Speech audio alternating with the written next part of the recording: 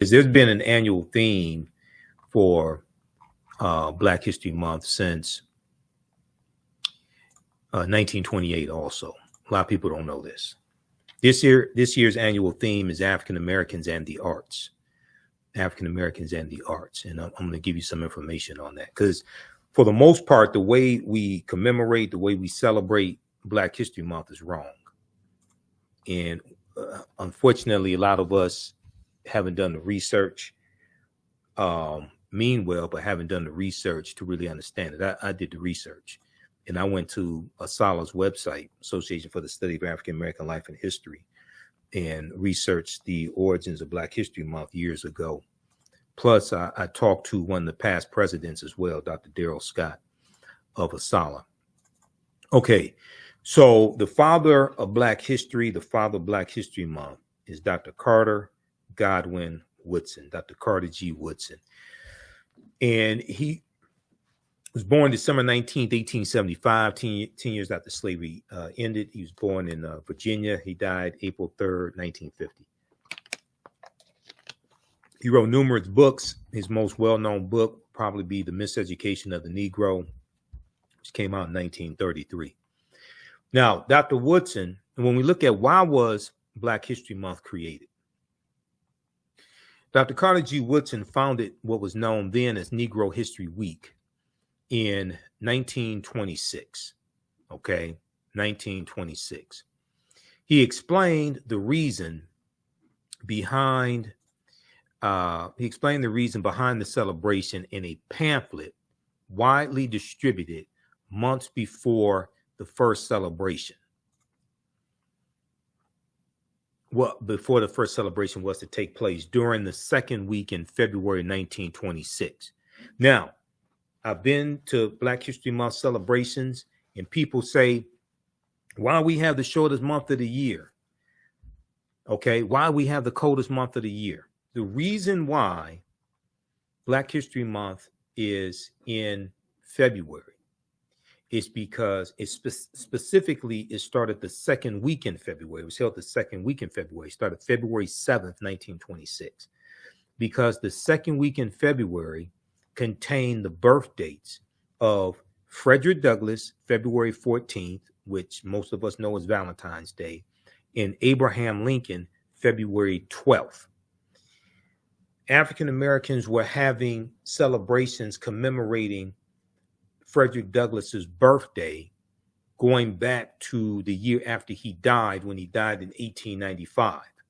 So we were having celebrations in the African American community for Frederick Douglass for his birthday, and we were having celebrations in the African American community going back to the year after when President Abraham Lincoln is assassinated in April 1865.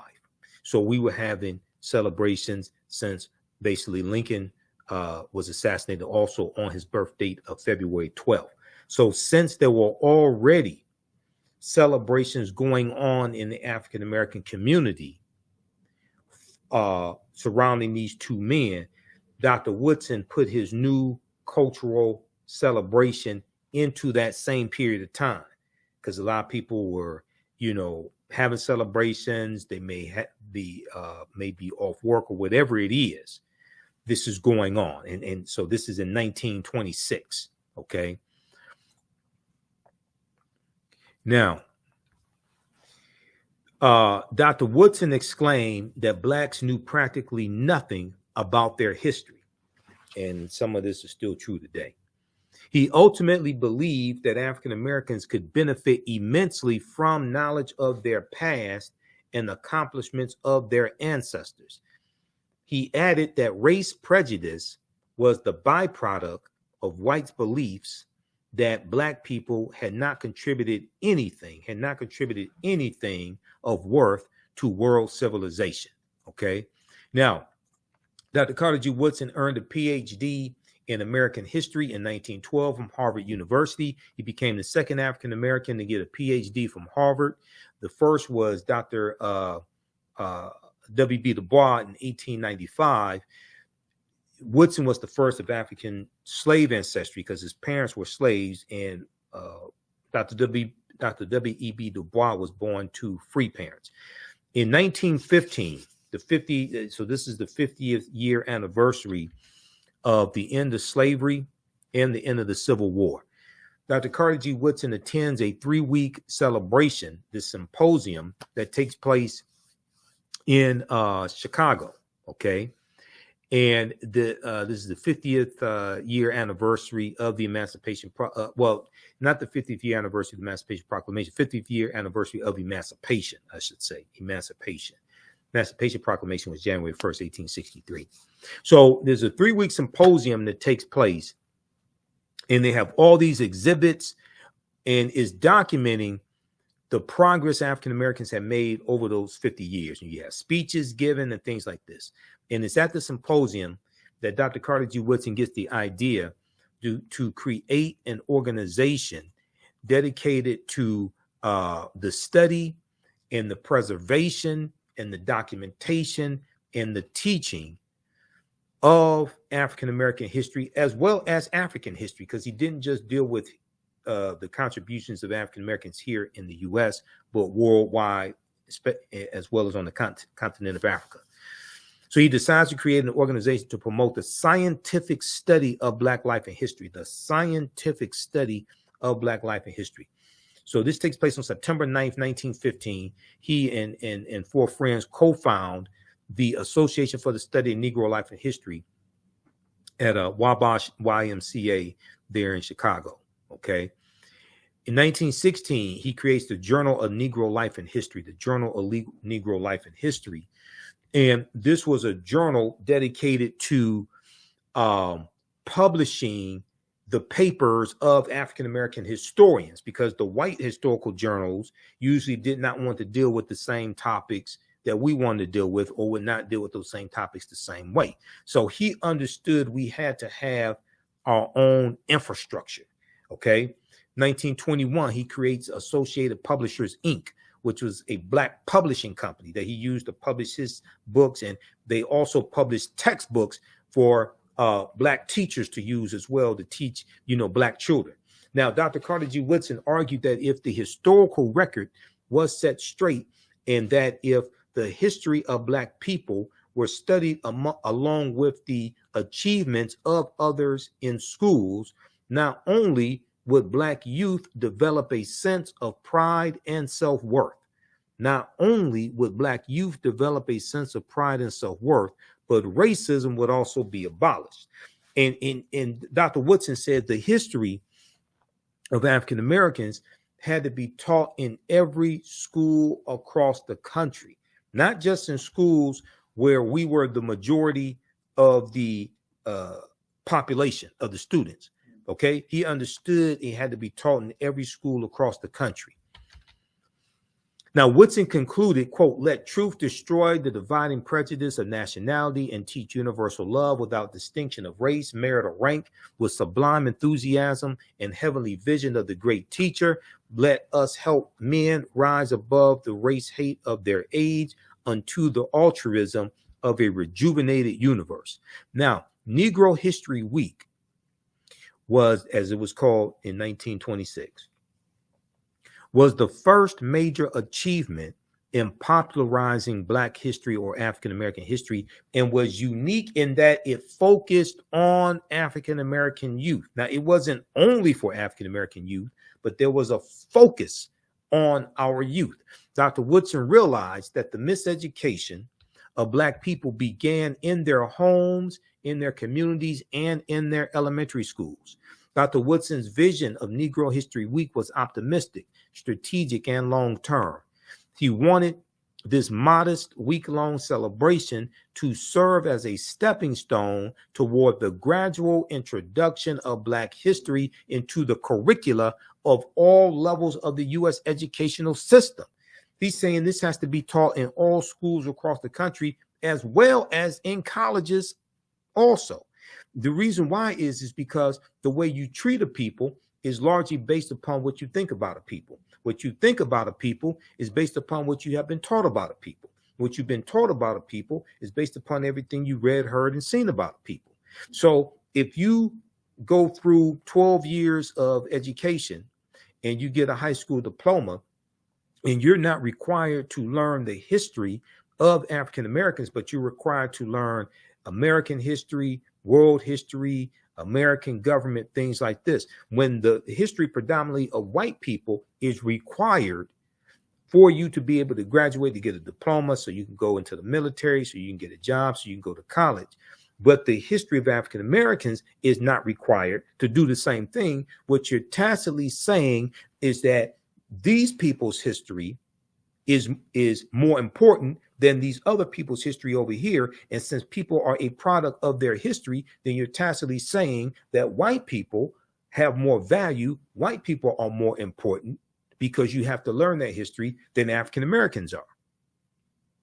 Okay, so you have this tacit superiority and inferiority ingrained in the educational system based upon whose history is being taught. So Dr. Woodson understood this. Okay, let's continue. All right, how you all like this type of information? Give us a thumbs up, give us a heart, give us a like on this broadcast, and be sure to register for my online history course also. Now, Woodson's vision of Negro History Week was optimistic, strategic, and long-term. Dr. Woodson hoped that Negro History Week would evolve into Negro History Year. He hoped that Negro History Week would evolve into Negro History Year, as he affirmed from time to time. Woodson consistently instructed those observing the week that they needed. Now, everybody pay attention to this. Dr. Woodson consistently instructed those observing African American History Month, Negro History Week, that they needed to diligently prepare for the celebration months in advance.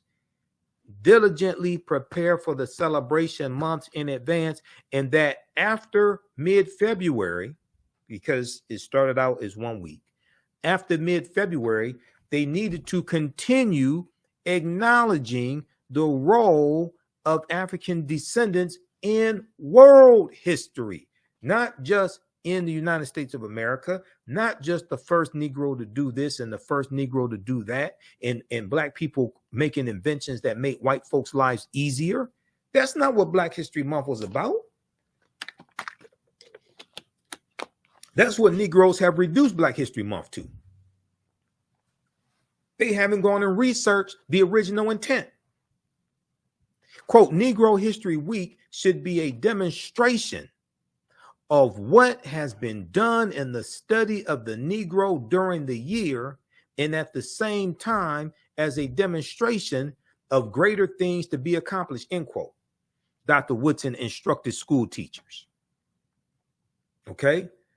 Because what Woodson was saying is that you have to teach this history year round.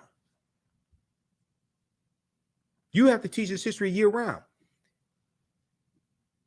That 1 week celebration in February, second week of February, African American students were supposed to demonstrate what they have been studying year round. Not this is the only month of the year where you teach Black history. Dr. Woodson said a subject which receives attention 1 week out of the 36 will not mean much to anyone. So the way a lot of this is being celebrated is totally backwards. And it comes from lack of research. People mean well. But I can tell you, I've been to a number of Black History Month celebrations. And people don't even mention the national annual theme. Don't even mention Dr. Carter G. Woodson. What the hell are you doing? This brother sacrificed his life, sacrificed his livelihood to finance the Association for the Study of Negro Life and History. This brother never had children, never married. He said his work, basically his work was like his wife. Okay. And he knew he was not going to make a lot of money. He knew he was not going to get rich. But he was driven based upon the love of his people. And unfortunately, a lot of Black History Month celebrations, people mean well, but they do a disservice to Dr. Carter G. Woodson. This is why we have to do the research and honor this ancestor and honor other ancestors. And in honoring our ancestors, we honor ourselves. Read Dr. Pero Gaglo Dagbovi's book on Dr. Carter G. Woodson. Carter G. Woodson in Washington, D.C., the father of Black history. So the 100th anniversary of ASALH, which is now Association for the Study of African American Life and History, they had a celebration of the 100th anniversary here in Detroit at the Charles H. Wright Museum of African American History. And Dr. Dagbovi was there doing a lecture and a book signing for his book. And I bought his book. His book is fantastic. I got a chance to meet him. Dr. Dagbovi is a history professor at Michigan State University. Also, I know Dr. Darrell Scott. You've seen Dr. Darrell Scott here on the African History Network show. Dr. Darrell Scott is a past president of the national chapter of ASALH, Association for the Study of African American Life and History. Okay, now, very quickly, because we're going to wrap this up. I'm not going to get through the whole presentation. We talked about some of this information in the class a couple weeks ago, but it's been a long day, and I just did an hour and a half with Robin Ruth Simmons. So 1915, you had the Birth of a Nation movie come out the same year that Association for the Study of Negro Life and History is founded. And this movie rejuvenated the Ku Klux Klan. This movie calls Race Riots in the Streets. It had dehumanizing images of African Americans, and it dealt with the period of time it dealt with was slavery, the Reconstruction era, and the Civil War era. Okay, and this movie rejuvenates the Ku Klux Klan because at the end of the movie, the Klan are the heroes. We boycotted against this movie. There's an article from the Root.com called "How Black America Rallied to Stop the Racist Film, The Birth of a Nation." There's an article from March 1st, 2015. And I talk about how we used to know when we were being insulted. You know, we used to know when we were being insulted. And today, you know, we sit up here and listen to dehumanizing music, dehumanizing negative corporate controlled hip hop, etc. But read this article because African Americans like Charlotta Bass, who was the editor of the California Eagle newspaper, which was the oldest Black newspaper on the West Coast, and you had people like William Monroe Trotter up in Boston. They led protests. They led protests against this movie. Okay, there were protests in the streets. And even when the play The Birth of a Nation was playing in Philadelphia in 1906, we led protests against that. Okay, we used to know when we were being attacked. Now we sit up, some of us sit up, listen to Cardi B, Megan Thee Stallion, Simply Red, Sexy Red, Ruby Rose, Nicki Minaj. We listen to artists like Lil Wayne, Rick Ross. We listen to artists like The Baby, things like this. Negative corporate controlled hip hop. And Cardi B and Megan Thee Stallion win a American Music Award for WAP. They perform WAP at the American Music Awards. Just all types of Simple Simon nonsense. And we're the only people who would tolerate something like this. I'm telling you now, no other ethnic group would tolerate buffoonery like this. And their people being dehumanized. Okay, now, we look at annual themes. Okay, then also the Black National Anthem, Lift Every Voice and Sing, becomes adopted by the NAACP in 1919. This is 4 years after the Association for the Study of Negro Life and History is founded. It was written in 1900 by James Weldon Johnson, who just happened to be a member of Phi Beta Sigma Fraternity Incorporated, my fraternity. So I dealt with this history before. So I have 2 broadcasts recently that we did talking about the history of the Black National Anthem. Read this article here, Lift Every Voice and Sing, the story behind the Black National Anthem that Beyonce sang. Okay, and let's see here. This year's annual theme. Now, this year's annual theme is African Americans and the arts. Okay. Some of the other annual themes for African American History Month, and they've had an annual theme since 1928. The theme, they have a write-up each year on it, an essay on it. It gives direction on how to have celebrations, the content to have in your celebrations, things like this. It gives you purpose. It gives you direction. 1928's annual theme was Civilization, a World Achievement. 1933, Ethiopia Meets Error in Truth. 1935, The Negro Achievements in Africa. 1936, African Background Outlined. 1960, Strengthening America Through Education in Negro History and African Culture. 1971, African Civilization and Culture, A Worthy Historical Background. Go to asalh.org, asalh.org. Those are just a few. They list all of them there at the website. Okay. Other ethnic groups have their monthly cultural celebrations. Native Americans have it, Jewish Americans, Haitian Americans, etc. When you study the history of these, they all started before or after.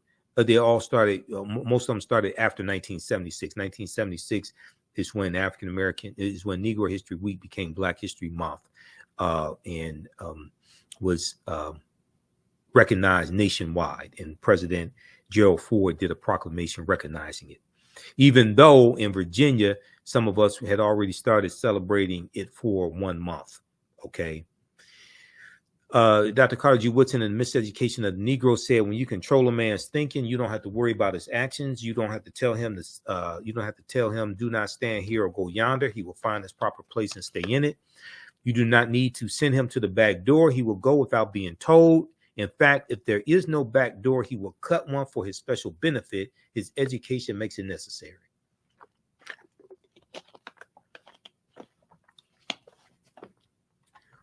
So he was dealing with the programming in the educational system. Okay.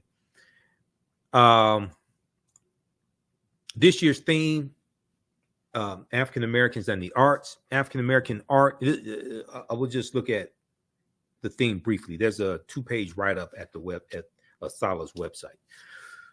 African American art is infused with African, Caribbean, and the Black American lived experiences in the fields of visual and performing arts, literature, fashion, folklore, language, film, music, architecture, culinary, and other forms of cultural expression. The African American influence has been paramount. African American artists have used art to preserve history and community memory, as well as for empowerment. So this is not just about entertainment. Okay. Artistic and cultural movements such as the New Negro movement right after World War I ends in 1918. And you have the New Negro, which is a concept they were called race man. And this is a concept of dignity and pride, and being proud to be Black, being proud to be Negro at the time. Okay. And these brothers were coming back home and said that we want all of our rights now. We want all of our rights now. Okay. We're not going to deal with the segregation anymore, the lynchings. We want first-class citizenship. They said we fought for this country, we died for this country, and we want all of our rights now. Okay, so this was the New Negro movement. All right. For centuries, Western intellectuals denied or minimized the contributions of people of African descent to the arts as well as history, even as their artistry in many genres was mimicked and or stolen. However, we can still see the unbroken chain of Black art production from antiquity to the present, from Egypt or Kemet, across Africa, from Europe to the New World.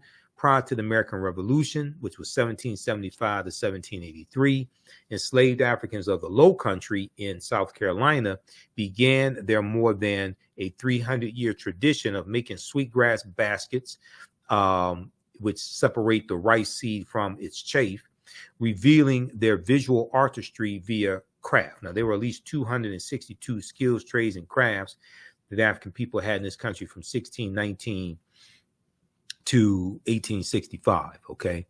All right. So they go through and they talk about different genres of music and different genres of art from the 1960s to they talk about the 1920s and 30s, the Harlem Renaissance, the Black Renaissance or the Harlem Renaissance. They talk about people like James Reese, Europe, who he and the band in the 369th Regiment called the Harlem Hellfighters, they formed a band over in France and introduced jazz music to France. They have people like Langston Hughes and Josephine Baker, etc. Okay, they talk about the 1960s and the Black Arts Movement. People like Nikki Giovanni, Alvin Ailey, who creates the Alvin Ailey Dance Troupe. They talk about 1973 and the creation of hip hop as a culture, not the creation of rap. Rap existed before 1973, August 11th, 1973, at a party in the Bronx that DJ Kool Herc was DJing at in Coppola Rock. They start this genre.